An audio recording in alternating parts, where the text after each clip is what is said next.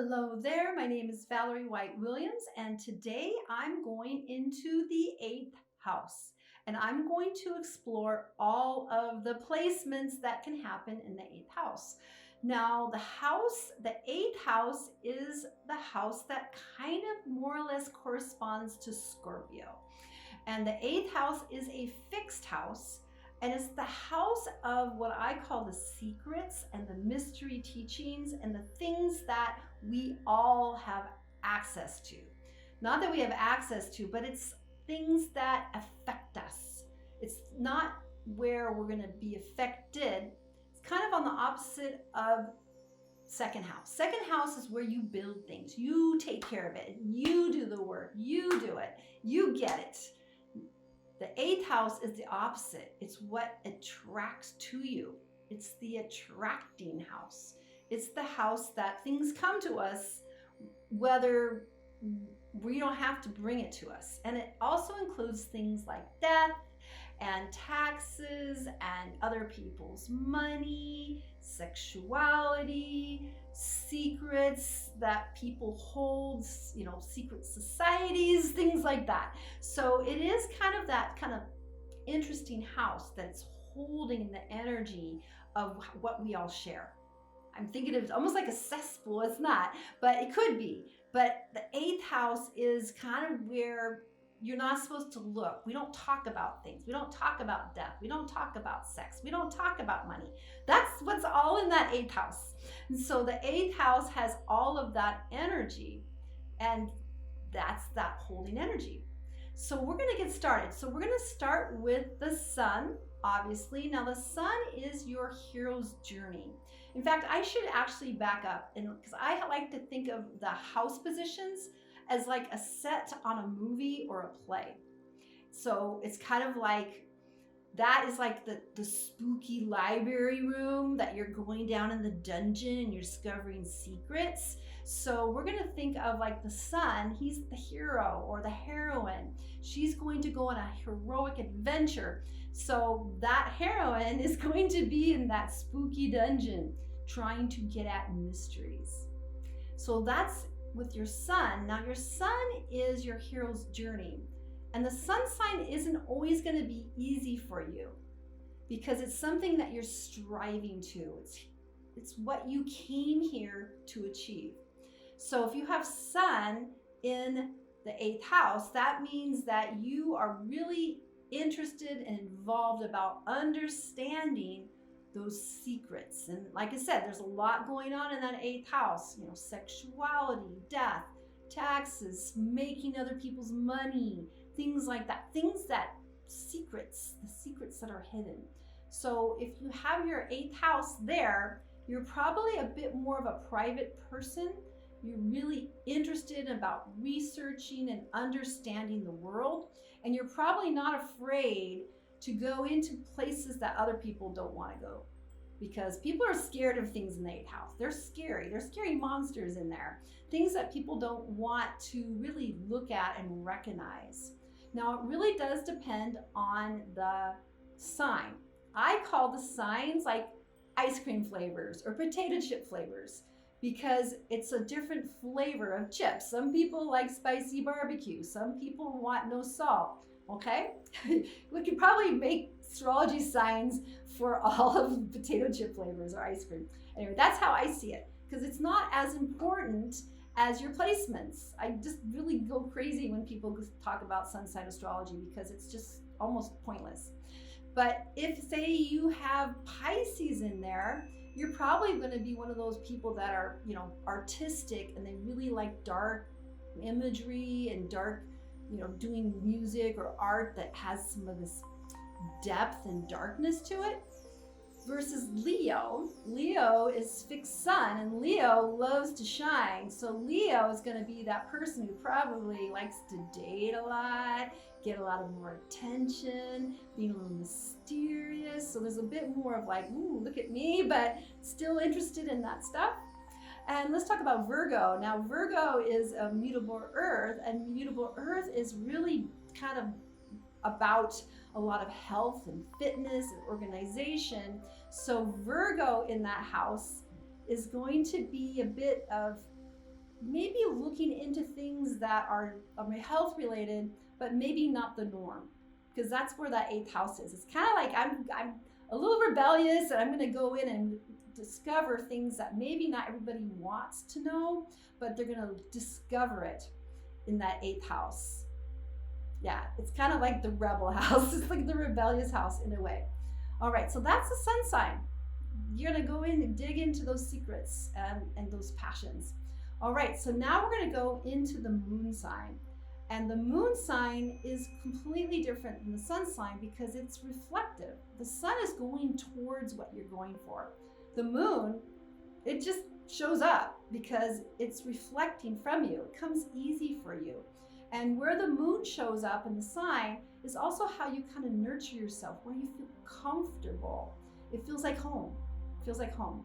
So people that have the moon in that eighth house, they're really comfortable with all that spooky stuff. They're like, yeah, this is it. This is me. I can't help it. I just love it. I've loved it my whole life. I love going into the libraries and figuring things out and maybe really interested in, I hate this word, conspiracy theories. You know, that's kind of what's going on in that eighth house. Now, you know, not all conspiracy theories are a theory. So some of them have been proven to be true, and that's gone along. Yeah, that's kind of a little propaganda piece, but a lot of conspiracy theories have been proven true. Some of them they haven't, but that is going to be a passion for a lot of people in the eighth house. But again, they might be interested in other kinds of things, like, you know, S&M or things like that, because things that people don't normally do. Not regular people aren't going to dig into those things. S&M, yeah. So, did I say it right? I hope so. But those people are going to find comfort in those places and knowing and digging into those secrets. They might also be really good at managing finances. So sometimes where the moon sign shows up, it's kind of this legacy. It's kind of like where you came from. It's comfortable because in a past life, you had a lot of awareness in that area. So it could be a financial thing, like you grew up with a wealthy family and you managed stocks and you had these investments, and that just comes naturally to you because that's making money from investments, not work, but things that come from you. So I don't want to say it's all dark and gloomy but it is some of the secret knowledge that feels very comfortable. So with moon in there, let's say Gemini in there, Gemini loves to think, and so they're usually kind of talkative, but they have some depth to try and research and figure things out. So they're going to use some figuring things out, and you might like to read a lot of books and learning about more of these esoteric things, which also includes the tarot and some of those mystical things that, you know, have been kind of shrouded in history. So that is the moon in the eighth house. So next we're going to go to Mercury. So Mercury is your mental, how your mind works and how you communicate. And so Mercury in the eighth house means that you love to research. You're probably a big researcher because that's what Mercury does. It wants to learn and it wants to communicate what they're learning. So you might be somebody who joins these groups and they talk about all these things like Reddit or Discord, and you're getting into this nitty-gritty of what's really happening in the world. Or maybe you talking about NFTs and things like that. So again, making money from money is another big theme in the eighth house. Not money from the work you put in, but reflecting that money. So let's just talk about a sign, say Mercury in Capricorn. So Capricorn in that eighth house with Mercury is going to be a little bit more seriously minded. They're like going to go, maybe loves to dig into those eighth house things, but it's always going to go back to how it would work for them. Because Capricorn are very practical. They're cardinal earth, and they'll discover things, but it has to be practical and something that they are going to invest in. So again, some investments. They might be amazing investors, and they're going to do a bunch of research to figure out what stocks are the best, which ones are growing. You guess, cryptocurrency, they're probably really into that, and they're just using that to be fascinated to getting all these secrets out. Because again, it's 8th house is the house of the secrets and the things that you can go deep. I think of it's like a deep lake, and just layers and layers and layers and layers and layers and layers and layers. So that's Mercury in the 8th house. So now I'm going to go into Venus in the 8th house. Now Venus is really, people think of it as the female side, but one of my teachers, Connie Kaplan, she thinks of it as your emotional body. Just like Mercury is your mental body and your emotional body. So your emotional body in the 8th house is kind of seductive, meaning that, you really feel the energy. You really feel it. And it might be kind of hard for you to let it out in a certain way. Like you need to find the right person. It has to be right. You have to feel that deep connection. And the 8th house is, you'll find that match. Now, the thing about Venus in the 8th house, or any Venus placement, is Venus is where you actually will find a lot of friends and lovers. And that house position is kind of where you're going to find them. So people that have Venus in the 8th house are trying to find their people, and they might find it in, again, groups. A lot of Facebook groups might be talking about things again. But with the Facebook groups, some people are on a more mental mission, which is the Mercury people, but the Venus people want to have a connection. They want that deep connection. And that 8th house is kind of where you're finding your people. And I think a lot of people that have Venus in the 8th house, they probably feel like, no one understands me. I have to find my people. I need to find my people, because not everybody wants to dive into these deep things. A lot of people just want to flitter around and take pictures of their food. That is not going to be a Venus person in the 8th house. That is not them at all. They want to talk for real. Now, the other thing with those connections with Venus in the 8th house is you want to go deep. You want to go deep with your friends. You want to go deep with your partners. And so you're very attracted to find those people that are going to go deep with you, because they're not shallow. They want to go deep and understand it all. And so again, it depends on the sign. So I'm going to pick a few other ones. I'm going to say Aquarius. So Aquarius is fixed earth. And so Aquarius in the 8th house is probably really interested in finding people that are interested also about how the world can be better, because Aquarians want to change the world. It's fixed air, and it's like the Star Trek generation. And so that in Scorpio is kind of digging through history books and learning about how the world can change, like Nikola Tesla, and learning kind of all these hidden things that make you feel passionate. Because that's the thing about Venus, is where you have these feelings. Now, having feelings in that 8th house can be a little bit interesting, because there is so much murkiness. But probably finding some people that have similar passions with you is going to be key. And people that understand your intensity, because I think Venus in Scorpio is intense. There's a lot of intensity there. Actually, I'm combining it now.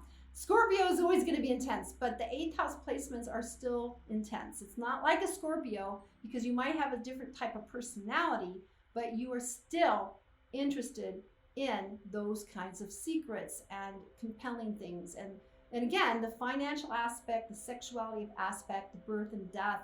Again, some people might comfort people with death, and they're going to work at funeral parlors, and you're going to be that person, or work as a grief counselor to help people deal with death. So that's another way. See, there's just all these different ways. So Venus could be that person that brings comfort to people who are dealing with people who have died.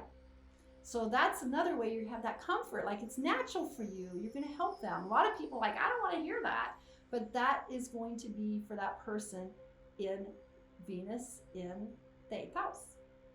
All right, so now I'm going to talk about Mars. And Mars is that energy, your physical body, how your physical body reacts. So Mars, again, in the 8th house, which I've said in my 8th house video in Mars, is that, well, guess what? Really interested in sex. They're very sexual in that house, and they feel that passion, and they also are interested, again, in like tantra or things that are kind of hidden in our mainstream culture, and they really want to explore that and find people that are a match with that. And they have a lot of energy, but their energy is very kind of hypnotic, kind of seductive. And I don't mean that in a bad way, but they attract that energy from that 8th house, because the 8th house is attracting things to you. 2nd house is you go getting them. 8th house is attracting. So people that have Mars in their 8th house focus their energy on attracting a lover or passion, or attracting this interesting theories, but they're more physically oriented. So it's totally different from that Mercury placement. They're thinking about all these things. The Mars person is feeling it in their body. So that does pertain to being a little more sexual than maybe some of the other planets. I mean, I don't know. That's not my placement, but I've heard confirmation from my other video that people said, yeah, that's the truth. So there is a bit of sexuality, even if they're not in a partnership, they're still going to exude that there's that seductive quality to that Mars. Now, again, it depends on the placement. So say Taurus is there. Taurus is kind of slow and steady, but they're still going to radiate, because a lot of Taurus energy is very beautiful, and they're very solid, and they're very sensuous. So that sensuous quality that Taurus brings in that 8th house, this is a powerful combination. So then I'm going to say something else, like Sagittarius. Sagittarius is mutable fire, so it's totally different energy than Taurus. In that 8th house, that person is going to be a bit more high energy, but they still are going to have that seductive energy, and they could possibly recycle more lovers than normal, because it's just mutable fire, just kind of constantly, doing, I'm not going to say it. I don't want to be banned, but yeah, that Mars in the 8th house is usually a sign of someone who has a very high sexual energy. All right, so now we're going to go into Jupiter. And so Jupiter is where the planet of luck comes in. It's an outer planet. So we're moving out of like what we call the personal pillars or the personal planets. And as the planets go out, they don't have as much influence on our personality. They definitely have influence, but I think of them as like guiding lights or little angels on the side, or so it's just not as much. But Jupiter is where we have luck, where things go our way. And so Jupiter in the 8th house is kind of an interesting placement, because it is kind of that hidden secrets, but it's the people that have Jupiter in the 8th house. Here's the thing that comes to mind is they might just get a huge inheritance. Things might be easy for them, like, woof, you got this huge inheritance, someone died, they left you all this money, and it's like, woo, that's Jupiter. There's that Jupiter gift right there. And then another way, it could be that you are very passionate still about these 8th house subjects, and doors just open. Doors just open. You get very easily into the inner circle, which is something that the 8th house, they want that. I want to get in that inner circle. I want to get behind that locked door so I can see what's going on. And so having Jupiter there is going to have that open door where other people might need to work hard, but like, oh, it just shows up, because that's where Jupiter is. Where Jupiter is, things just show up for you, and it's easy, and it comes to you easily. And so all those kind of secret things are going to be like, okay, the door's opening. Welcome. We're going to let you in, and we're going to give you all that stuff, or we get that money, So that's what Jupiter does. It's like a job well done. It's like your gift. You got it. And again, I think the signs are even less available, because let's say you have, let me think. Let's say Libra. Say you have Libra in Jupiter, which is an interesting, because Libra is, cardinal, very talkative. Libra is probably the most talkative person in, so that Libra energy, if Libra is in that 8th house, that person is probably going to unlock doors because they have that ability to connect with people, because that's what Libras do. They take action to connect. And so again, Jupiter with Libra is going to open that door because they have an ability to connect with others. All right, so now I'm going to move into Saturn. Now Saturn is what we call the Time Lord. I call it the Time Lord because Saturn is where you came to this planet and you have a goal, but you have to work hard to get it. And so it's what you really, really, really want, but you need to grow into it. And that's why Saturn has a kind of a bad reputation, because Saturn's the taskmaster, but you want to build what Saturn has on your plate, something you really, really want, but you think you can't have it. And then we have the Saturn returns, which happen at every 28 years, and things happen with that. And then at 28, then your first Saturn return, which is when Saturn returns to the degree when you were born, you get a reboost. And you're like, okay, I'm going to do it. I'm ready. No, I'm ready to do this now. And then it happens again. So Saturn in the 8th house means that you really want to understand all those mysteries, or you really want to learn how to make money without working and investing, but you can't have it. Or you grew up in a family that didn't allow it, or you just felt like every time you want it, the door closes, the door closes, the door closes.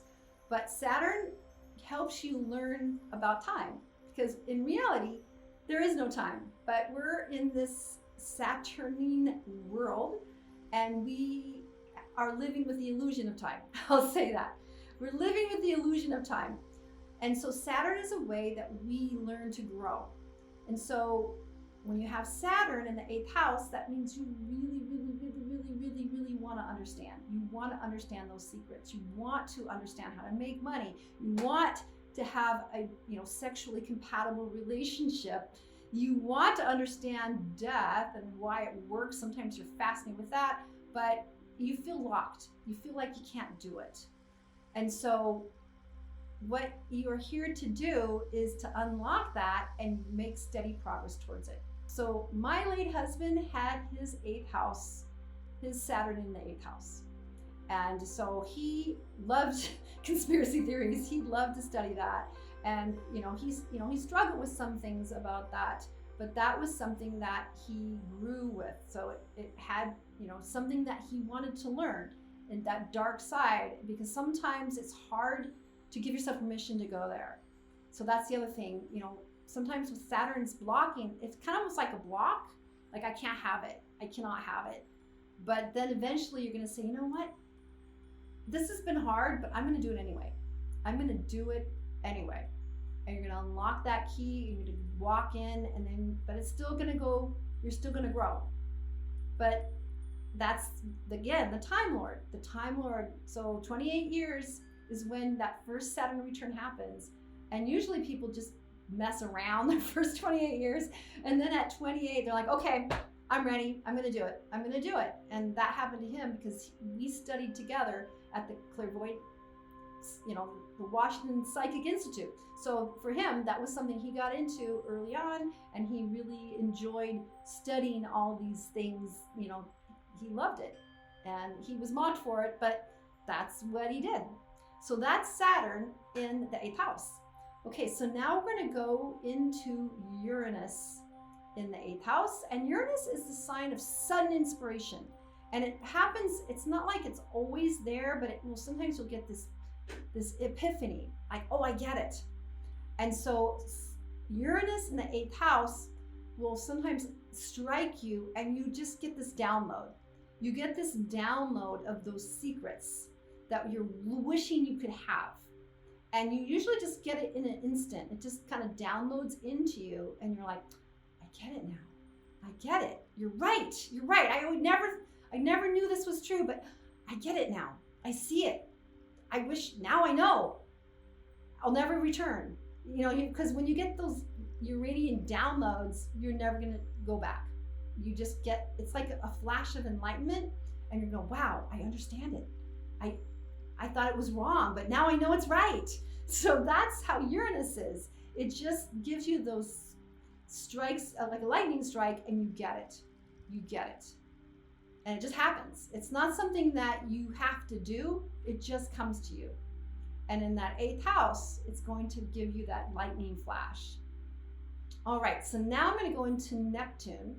Neptune in the 8th house is kind of that spiritual energy. In fact, Neptune feels really comfortable in the 8th house because there's kind of that sea thing, and just feels, somewhat comfortable, because Neptune is about mysticism and just kind of movies and sometimes drug use, so sometimes people, that it can be that way because there's a bit of psychological things going on. But Neptune has that energy to explore the 8th house. In fact, it feels comfortable there. Now, again, the outer planets are a little bit, further out, so they don't have this amazing focus.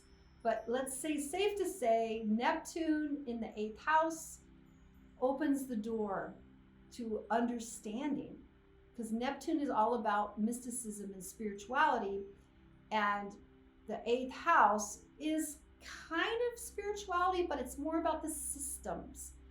The 12th house is more about this huge, open sea of spirituality. The 8th house is still where there's constructs, the constructs of finance and death and dying and spirituality in as far as the secrets. So that's still kind of a construct. So that Neptune person with Neptune in the 8th house, again, it feels like this feels real. This feels right. And it feels like you can swim in that sea, and you can take what you need and what you feel you have. And it's a great place. But it's going to be a little bit secretive, because usually you're not going to share that. In fact, most 8th house placements, they're kind of tight-lipped. They're not going to blab around it, The 8th house is mom, okay? I'm not going to tell you unless I trust you. So that's the thing about the 8th house placements in that Neptune, is that you're going to find your people there, but you're going to not necessarily share it, I think. All right, and then last of all, we're going to talk about Pluto. And Pluto is, the last planet out there. Well, there's maybe more, but that's the planet of transformation and death and rebirth. So Pluto speaks to how you go through depression and you get up. It's like you're going to transform yourself. It's like the what is it called? The phoenix. Yeah. So the phoenix is that planet of that mythical creature that dies and is reborn. So that's kind of what Pluto energy is. So that is, if you have Pluto in the 8th house, you really love to dive deep. And it talks about when you're depressed and what do you do when you're like in this horrible time period. So people that have Pluto in the 8th house dive deeply into research. They might be diving deeply into a lot of sexual activity just to kind of help them get out of that depression. But I think more likely it's diving deep to just allow yourself to just be enveloped in all your secret passions and secret activities. Again, this conspiracy theories, quote unquote, but a lot of the mysteries. I like to think of it not conspiracy theories, but mysteries, like the tarot and all these ancient secrets. That is going to give you some hope. You're going to dig down into all those mystical traditions, and you're going to grab something that you can relate to, and it's going to be like a lifeline to pull you out, and then you're going to feel refreshed and renewed in that 8th house. All right, so now I'm going to go on 2 more things that are not planets, but they're important placements that I think are important. And the first one I'm going to talk about is the moon's nodes. So the moon's nodes basically are on a dichotomy across from each other. So if you have the north node, so the north node is where you're supposed to be focused on going to. The south node is where you've been. Now what happens is we want to go to where we've been, but we're not going to get as much satisfaction there because we're meant to grow. We're here to grow. So if you're going to that south node, it's going to keep you not as satisfied because you need to focus on your north node and vice versa. So what I'm going to start with right now with the nodes is I'm going to have the south node in the 8th house. So the south node is what you've been to. So if you have south node in the 8th house, that means that in past lives or past time, you have had access to money or having a family that allowed that you had investments, or you had these secrets, and you had things that were provided for you, because that's what the 8th house is. It has these things that you attract that take care of you, or that we have together. So you don't want to hang out in that place. You're supposed to go to the north node, which would be in the 2nd house. And the 2nd house is for you to make your own world. You're going to do your own thing, which can be hard because if you're used to living where everything's taken care of for you, it's hard to go to this place where I have to do it myself. And then we're going to flip it. So we're going to have the north node in the 8th house versus the south node in the 2nd house. And now if you have south node in the 2nd house, that means you've come from a family or a past life where you had to do everything yourself. You had to be independent, you had to push for everything, you had to create everything. Everything you did was from the sweat of your brow and what you're doing. And so the north node in the 8th house means that you need to focus in on investing or something that's going to bring you money that isn't from the sweat of your brow. It's about like making an investment, like, investing in real estate, you're investing in the stock market, or you're investing in online courses that's going to give you constant revenue without you personally having to do it all. But you might be more comfortable that I'm doing everything myself and that's what I want to do, but that it burns you out. So it really depends on those placements. So that is how the nodes work. And then the very last thing I'm going to talk about is Chiron. And Chiron is an asteroid. Now there's lots of asteroids that we can talk about. There's so many. But I like Chiron because Chiron is the wounded healer. And what we mean by the wounded healer is that earlier in your life where Chiron shows up, you feel like you feel bad. There's a part of that house that makes you feel like I can't have this. I really, really want it. It's painful. You're going through a sense of pain that you can't have it. And then you're going to get over it, and then you're going to help other people. So Chiron in the 8th house, what it comes up for me is you come from maybe a fundamentalist family that says, no, you cannot look at this stuff. This is not okay. You're going to the devil if you do this.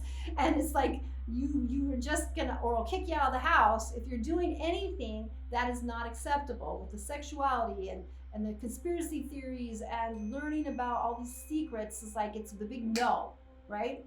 And but then eventually you grow up and you go, okay, I forgive my parents, I'm an adult now, I'm gonna do what I want. And you're like, wow, I really love this. This is really for me. And now I'm gonna help others with that. So it's almost like a teaching.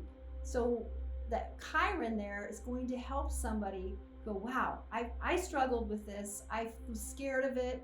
I wasn't comfortable with it, and it could be, some sexuality that's, different as well. But now I'm at peace with that, and I can help you. I can help you too.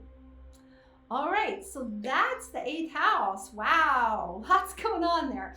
But I hope this was helpful for you. And I have to say, I don't think I have any 8th house placements, but that's okay. I'm an astrologer, but we all have different placements. And if you don't have placements in your 8th house, or personally, the way you're going to look at it's not like you're not involved in the 8th house, but you're going to look at the sign that is on the cusp of the 8th house. Because just because you have an empty house doesn't mean you're not involved in that house. We're involved in all of the houses. But when we have placements in a house, that means there's extra emphasis.